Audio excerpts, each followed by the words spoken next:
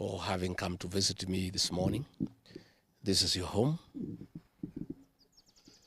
The owner of this home is your daughter. So you are at home. And I have seen you have really been taken care of in a special way by your daughter. Let me say this is a great act of patriotism and selfless leadership.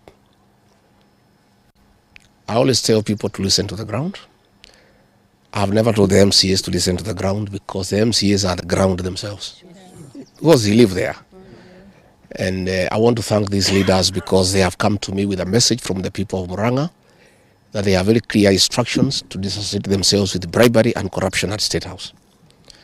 And what you have done, you have demonstrated leadership, that you respect the people who elected you, and you are satisfied with the salary that the people pay you as taxpayers, and you are not willing to sell your people and what they believe in for little money. It is actually very gratifying that MCAs can refuse a bribe of 300,000 to do the right thing. I really want to commend these great leaders from Murang'a, and I ask the people of Murang'a to identify leaders who are selfless and who cannot sell them. The few leaders from Murang'a who are selling the community and the residents are greedy and only thinking about themselves. And I've come to the conclusion that we have a few leaders in this region who, if the price is right, they can even sell their own mother. It's really a shame. You know, today what is happening in State House is pure corruption and bribery. The other day, William RUTO was complaining that members of parliament are asking for bribes. But he is a briber in chief in his country. The other day, he called the people of Kiambu and spent 60 million shillings. A week after, he called the people of Meru, spent another 60 million shillings. Today, he's going to spend 60 million shillings. He's giving people 10,000 each. That is 180 million. When hospitals in Murang'a have no drugs, when people are suffering because SHA is not working, when university students are at home, when students from secondary schools are at home, primary schools are not functioning because there is no money for capitation. All this money has been stolen and diverted for corruption and bribery. And State House has become a scene of crime. We want to tell the people of Murang'a not to worry because you have good leaders.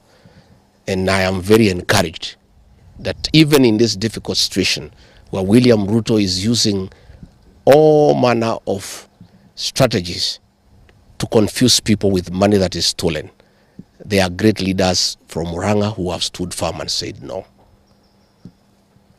William RUTO does not need to call the people of Murang'a to discuss with them development.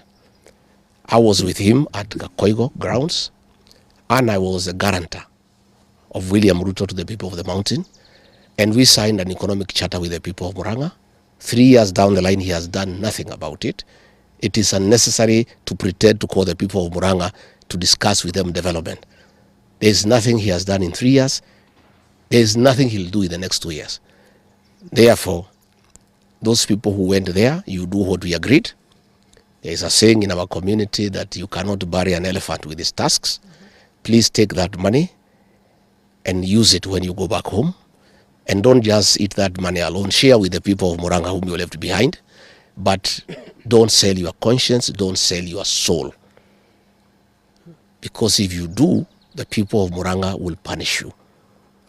They'll punish you and punish you in a very big manner. What is happening in State House is a choreography. It's a strategy by William RUTO to divide the mountain. The other day he called the people of Kiambu and told them to remove themselves to the rest of the mountaineers. The other day he called the people of Meru and told them to remove themselves from the other mountaineers. Even today, he is cheating the people of Murang'a that they have never led and it's their time to lead.